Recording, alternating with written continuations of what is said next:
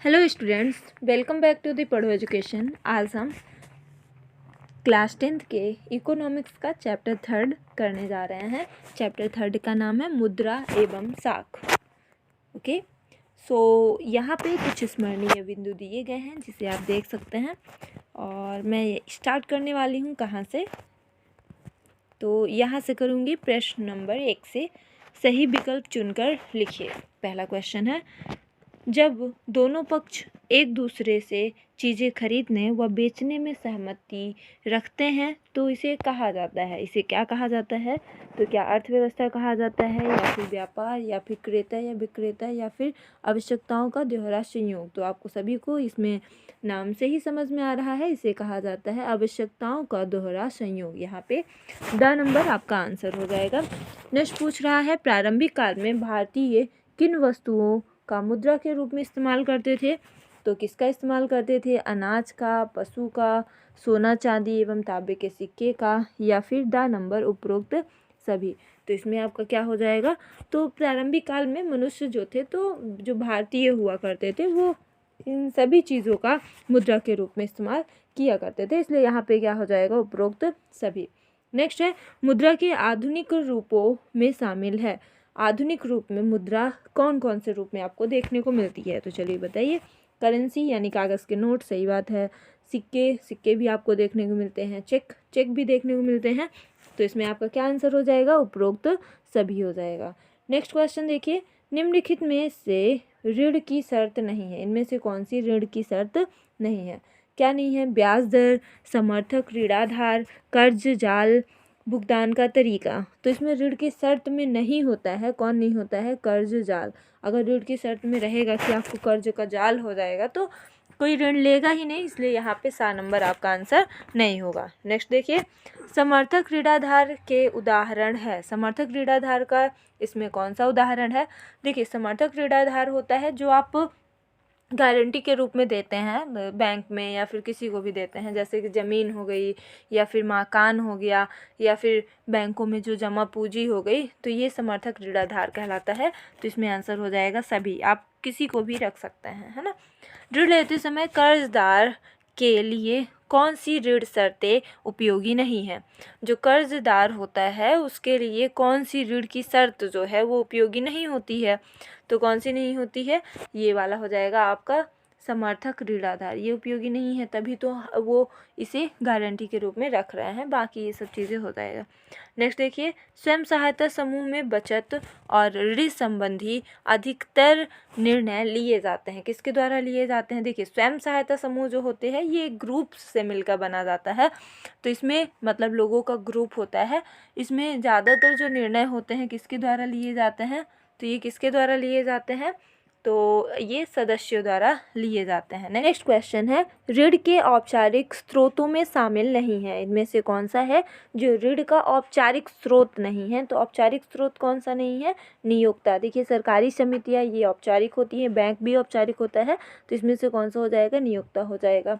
Next है, निम्नलिखित में से ऋण के अनौपचारिक स्रोत नहीं है। अनौपचारिक यानी औपचारिक जो है उसे आपको बताना। देखिए, साहूकार अनौपचारिक में आ जाते हैं, मालिक या व्यापारी ये भी अनौपचारिक में आ जाते हैं, रिश्तेदार दोस्त ये भी अनौपचारिक में आ जाते हैं। तो यहाँ पे औपचारिक में आ जाएगा आपका बैंक, इसलिए ये बैंक इसका आंसर हो जाएगा। नेक्स्ट देखिए, स्वयं सहायता समूह की नियमित बैठकों से लोगों के बीच चर्चा होती है। किस चीज़ की चर्चा होती है? अगर जो स्वयं सहायता समूह होती है तो वो जब बैठकें करते हैं तो उनमें किन चीज़ों की चर्चा होती है? तो क्या स्वास्थ्य और पोषण की होती है? सही बात है। क्या सामाजिक एकता की होती है? वो भी सही बात है। घरेलू हिंसा की होती है? ये भी सही बात है। तो यहाँ पे आप आंसर लिखेंगे उपरोक्त सभी। नेक्स्ट क्वेश्चन है, रिक्त स्थानों की पूर्ति कीजिए। तो पहला क्वेश्चन आपको पूछ रहा है, डॉट डॉट केंद्रीय सरकार की तरफ से करेंसी नोट जारी करता है। तो करेंसी नोट कौन जारी करता है? तो आप सभी को पता है, भारतीय रिजर्व बैंक जो है वो करेंसी नोट जारी करता है। कौन करता है? भारतीय रिजर्व बैंक। ओके, नेक्स्ट देखिए, भारत में बैंक जमा का केवल डॉट डॉट प्रतिशत हिस्सा नगद के रूप में अपने पास रखते हैं। भारत में जो बैंक जमा का केवल कौन सा प्रतिशत होता है नगद अपने पास रखा जाता है? तो वह होता है आपका 15%। कौन कितना होता है? 15 परसेंटेज पार्ट्स जो होते हैं रखे जाते हैं। ओके। क्वेश्चन नंबर 3 है, बैंकों में जमा धन पर खाता धारक को डॉट डॉट भी मिलता है। तो बैंकों के जमा धन पर जो खाता धारक होते हैं उन्हें क्या मिलता है? तो ब्याज भी मिलता है। क्या मिलता है? ब्याज। ब्याज। ओके। नेक्स्ट क्वेश्चन है, डॉट डॉट जमाकर्ता और एवं कर्जदार के बीच मध्यस्थता का काम करते हैं। तो कौन कौन करते हैं जमाकर्ता और कर्जदार के बीच मध्यस्थता का काम? तो वो होते हैं आपके बैंक। कौन होते हैं? बैंक। ये हमें मतलब कर्ज देने या फिर बैंक में हम पैसा जमा करते हैं और वही पैसा जो कर्जदार होते हैं वो लेते हैं। नेक्स्ट है, परिवारों की ऋण की अधिकांश ज़रूरतें अनौपचारिक स्रोतों से पूरी होती हैं। तो कौन से परिवारों की ऋण की अधिकांश ज़रूरतें अनौपचारिक स्रोतों से पूरी होती हैं? तो वो कौन से परिवार होते हैं? जो ग्रामीण परिवार होते हैं। ज़्यादातर ये जो ऋण लेते हैं वो अनौपचारिक स्रोतों से लेते हैं। तो क्या हो जाएगा? ग्रामीण। नेक्स्ट है, ऋण की लागत ऋण का बोझ बढ़ाती है। देखिए, अगर आप ऊंची ऋण लेंगे या फिर ज़्यादा ऋण लेंगे, यहाँ पे आप ऊंची बोल सकते हैं या फिर अधिक भी बोल सकते हैं। तो अगर आप अधिक ऋण लेंगे तो जो ऋण की लागत होगी तो ये ऋण का क्या कर देगी? बोझ बढ़ा देगी। डॉट डॉट वह संपत्ति है जिसका मालिक कर्जदार होता है, जिसे वह ऋण लेने के लिए गारंटी के रूप में इस्तेमाल करता है। यहाँ पे जो 8th नंबर आपको दिख रहा है, ये 8th वाला क्वेश्चन है ही नहीं यहाँ पे, ये इसी का आगे का लिख दिया है। तो वह कौन सी संपत्ति होती है? जो होता है जिसे हम क्या कहते हैं, अभी पढ़े थे, क्या कहते हैं हम? ऋणाधार। क्या कहते हैं? ऋणाधार। ऋणाधार। ओके। नेक्स्ट क्वेश्चन है, ग्रामीण बैंकों के संस्थापक हैं। जो ग्रामीण बैंक हैं उनके संस्थापक कौन हैं? तो उसके संस्थापक हैं प्रोफेसर मोहम्मद यूनुस। कौन है? प्रोफेसर मोहम्मद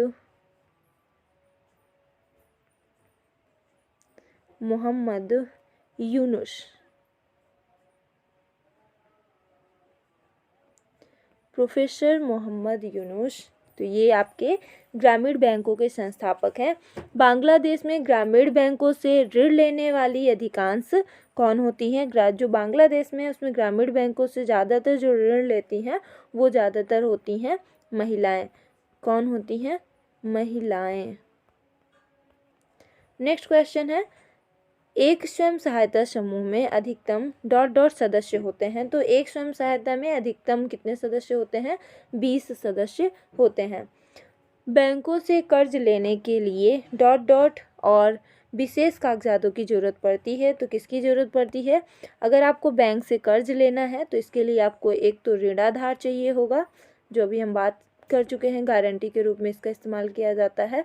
एक ऋणाधार की ज़रूरत होती है और सेकंड थिंग कि कुछ विशेष कागजातों की भी ज़रूरत होती है, यानी पेपर्स की। शहरी क्षेत्रों के निर्धन परिवारों की ऋण की डॉट डॉट प्रतिशत ज़रूरतें अनौपचारिक स्रोतों से पूरी होती हैं। जो शहरी क्षेत्र के निर्धन परिवार होते हैं तो उनका लगभग 85% जो ज़रूरतें होती हैं वो अनौपचारिक स्रोतों से ही पूरी होती हैं, ऋण की जो ज़रूरतें होती हैं। ओके। सो नेक्स्ट क्वेश्चन है, सही जोड़ी मिलाइए। यहाँ पे आपको सही जोड़ी मिलाना है। पहला क्वेश्चन है, बैंकों में निक्षेप। बैंकों में निक्षेप क्यों किया जाता है? बैंकों में निक्षेप का मतलब हुआ बैंक में जो जमा होता है वो क्या होता है? तो वो होता है लोगों की बचत। ये पहला आंसर हो जाएगा। विनिमय का माध्यम। विनिमय का माध्यम क्या होता है? विनिमय का माध्यम होता है मुद्रा। क्या होता है? मुद्रा। नेक्स्ट है, बैंकों में जमा राशि पर जो जमा राशि होती है उस पर हमें कम ब्याज मिलता है। बैंकों से ऋण लेने पर हमें अधिक ब्याज देना पड़ता है। औपचारिक ऋण स्रोत। औपचारिक ऋण स्रोत होता है आपका बैंक, यानी कि ये 5 नंबर हो जाएगा। अनौपचारिक ऋण स्रोत, इसमें आप क्या जाते हैं? साहूकार, और भी आप रिश्तेदारों से जो ऋण लेते हैं वो भी अनौपचारिक ऋण स्रोत में ही आता है। ग्रामीण बैंक ज़्यादातर आपको देखने को मिलेंगे कहाँ पे? बांग्लादेश में। ये आपका हो जाएगा 7 नंबर। चलिए नेक्स्ट क्वेश्चन करते हैं। सत्य असत्य चुनकर लिखिए। पहला है, भारत में रुपया व्यापक स्तर पर विनिमय का माध्यम स्वीकार नहीं किया गया है। तो क्या रुपया यूज़ नहीं होता है? तो ये बिल्कुल गलत बोल रहा है, इसलिए ये असत्य हो जाएगा। नेक्स्ट देखिए, लोगों का धन बैंकों में सुरक्षित रहता है, तो बिल्कुल सही बात है, लोगों का धन जो होता है वो बैंकों में सुरक्षित रहता है। बैंक जमा राशि का उपयोग लोगों की ऋण आवश्यकताओं को पूरा करने में करते हैं, तो बिल्कुल सही बात है, बैंक जो होता है वो जमा राशि जो होती है उससे लोगों को ऋण देने का भी कार्य करते हैं। कर्जदार महाजन को मूल रकम के साथ ब्याज भी चुकाता है, बिल्कुल सही बात है। ऋण के अनौपचारिक स्रोत में ब्याज की दर अधिक होती है, तो अनौपचारिक स्रोत में ब्याज की दर अधिक होती है, ये बिल्कुल सही बात है। और स्वयं सहायता समूह कर्जदारों को ऋणाधार की कमी की समस्या से उबारने का काम नहीं कर रहे हैं, तो ये बिल्कुल ही क्या है, गलत बोल रहा है। कमी से उबारने के लिए काम किया जा रहा है ताकि उनके ऋणाधार की जो कमी है उस वाली समस्या को हटाया जा सके। नेक्स्ट क्वेश्चन है, औपचारिक स्रोतों से अधिकांश अमीर परिवार ऋण प्राप्त करते हैं, तो बिल्कुल सही बात है। स्वयं सहायता समूह के द्वारा महिलाएं आर्थिक रूप से स्वावलंबी हो जाती हैं, तो ये भी बिल्कुल सही बात है। एक स्वयं सहायता समूह 2 वर्षों तक नियमित रूप से बचत करता है, तो बैंकों से ऋण लेने योग्य हो जाता है, ये भी बिल्कुल सही है। भारत में नवंबर 2016 में 500 और 1000 के रुपए की करेंसी नोट जो थे उसे अमान्य घोषित कर दिया गया है, तो वो भी बिल्कुल सही बात है। नेक्स्ट देखते हैं, एक शब्द में उत्तर लिखिए। पहला क्वेश्चन है, मुद्रा किसे कहते हैं?